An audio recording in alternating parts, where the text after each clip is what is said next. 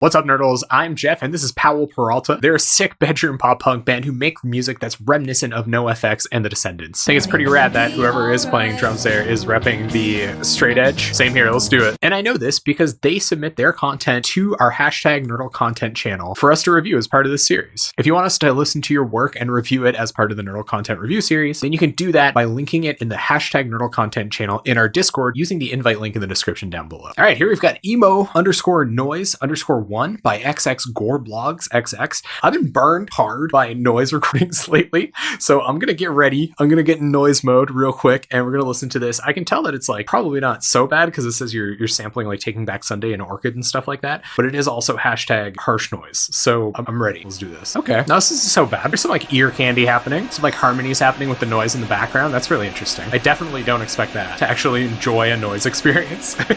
Maybe you will finally convert me xxGoreblogzxx. It's a little neat how your ear picks up on how each sample that you have layered here is sort of ducking the other ones. There's like an ebb and flow kind of thing happening here, whereas it should just be kind of a wall because everything is totally maxed out, as you can see. I guess it's like experiencing the sound in another dimension, man. Oh, there's some musical instruments, and some of the vocals that are bleeding through here are even making it like a rhythmic section, almost like there's a bell and a vocal kind of doing a little pretty thing. I imagine this is what hallucination feels like, auditory hallucinations. I don't experience them. Oh, there's a power drill happening, kind of power drill in the back, not down for a power drill. This reminds me of kind of like what Tumblr and SoundCloud looked like back when I started using them, and I'm really into that. Very nostalgic for me. Ooh, something else is kind of starting to... Oh, never mind. Nope, you got another texture in there, but then destroyed it by turning it into a power drill somehow. I don't really know. I understand the subtlety happening, but I think there was some. All right, yeah, that was crazy. I usually do not like listening to noise at all, but in this one, there was enough subtlety and kind of like nuance that I was kind of into it. I don't know if nuance is the right word, but there were definitely things happening that I don't expect. Like, it was actually listenable. All right, here we go with a sneak peek of Now and Then by Gods. Desi High from Gods, at least that's what their username is. I don't know if that's the real name.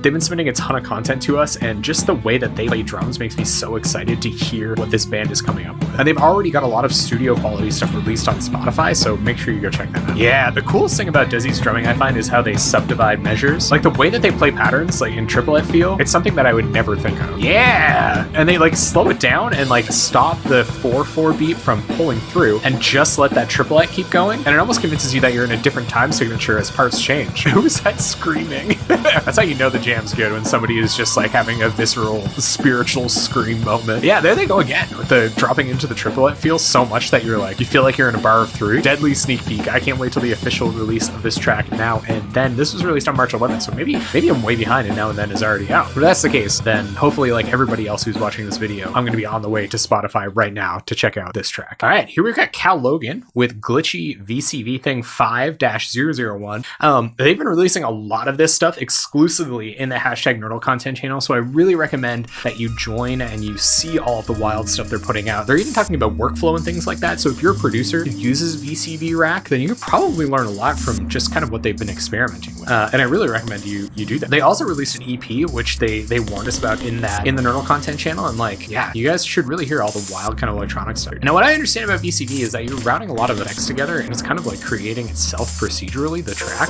So it's weird that this one is so sparse. I would almost expect things to be all arpeggiated and kind of like less sparse, I guess. Ooh, okay, here comes a bass line. Okay, we're at 1 minute and 15. The bass line's coming through. I'm ready now. I'm ready to completely experience this.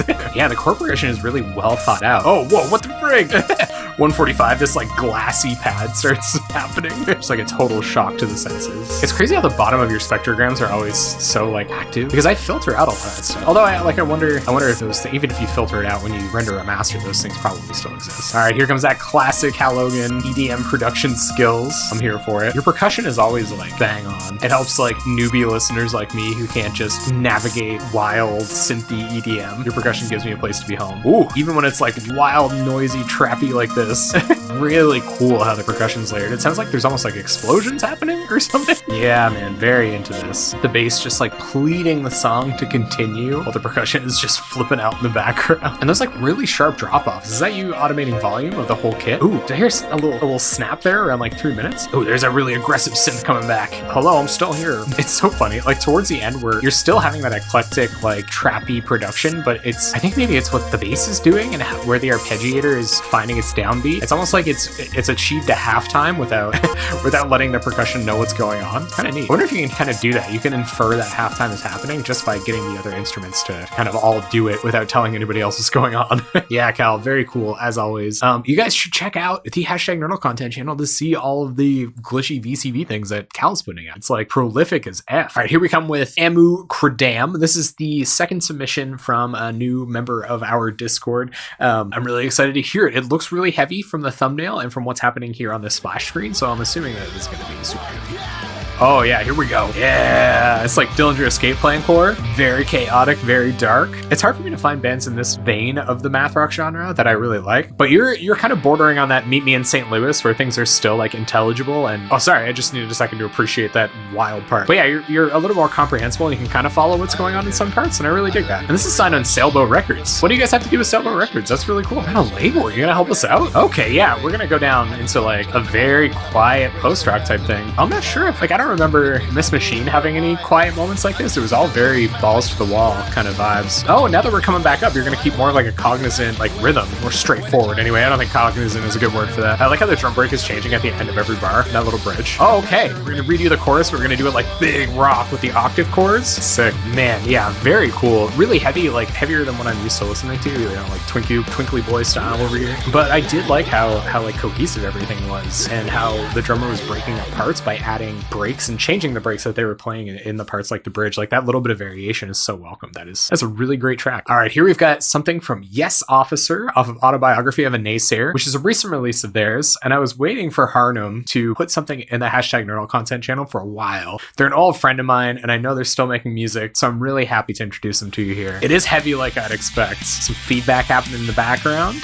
They're a drummer, I think, originally, so the fact that there's like interesting rhythms in these songs is not surprising to me at all. I love hearing music that doesn't come from somebody who started by playing guitar because they do things that I would never think of. And you've got the hook in the lyrics, which I can appreciate so much. This is released on the Heavy Newfoundland YouTube channel, which is something that I used to follow while I was living in St. John's. I'm not even sure who runs it, but I know I respect them and what they did for our community a lot. And it's really cool how you're taking the post verse and iterating on it every time you play it. It would be so easy just to overlook that, just to like play the end of the verse the same every single time, but you're like letting it breathe in a different way every time through. Man, this is like really one of those reminiscent of the good old days type of tracks for me. It's such a unique brand of music that I just never get exposed to anymore, and I don't think anybody really makes stuff like this. Japandroids comes to mind as a band that like kind of was doing this at one point in their career anyway. Oh, you're singing so high. Oh my god.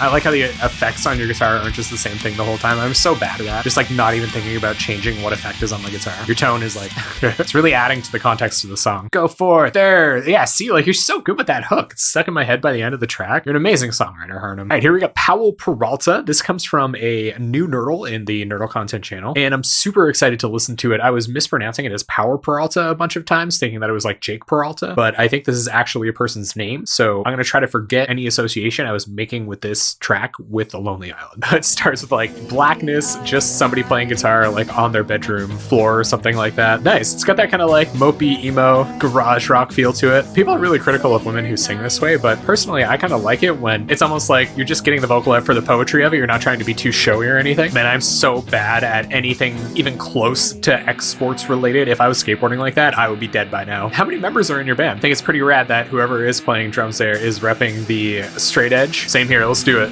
This is like that total proto pop punk type of song, like the Descendants or NOFX. And here at the end, you're gonna like beef it up a little bit and like go all the way hardcore. That's awesome. Yeah, those screams are so good. There's gotta be two people in the band. That can't be the girl who's singing the leads doing those screams. This would be crazy if that was it. Some Frankenstein clips. Oh man, I feel like the aesthetic, like the visual aesthetic of this music is so important to the total concept. You did a great job on this video. Why are we all so sad all the time, you know? That lyric is super on the nose.